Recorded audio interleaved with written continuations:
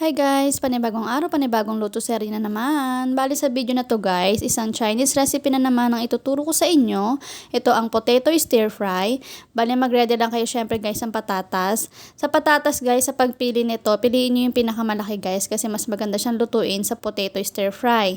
Mag-ready rin kayo syempre ng luya, spring onion, yun yung panggisa nyo guys. Tapos sa sauce ay light soy sauce saka rice vinegar. Tapos konting seasoning. Syempre guys, depende pa rin yan sa paglulutuan nyo kung mahilig ba sila sa maasim o sa maalat. So, i-adjust nyo na lang yung panlasa guys. I mean, yung gagamitin yung seasoning tsaka mga sauce guys. Bali, ang ginamit ko dito ay 2:1.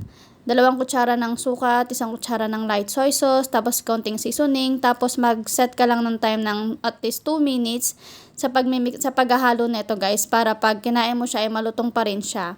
Sobrang nila magugustuhan to guys. Salamat!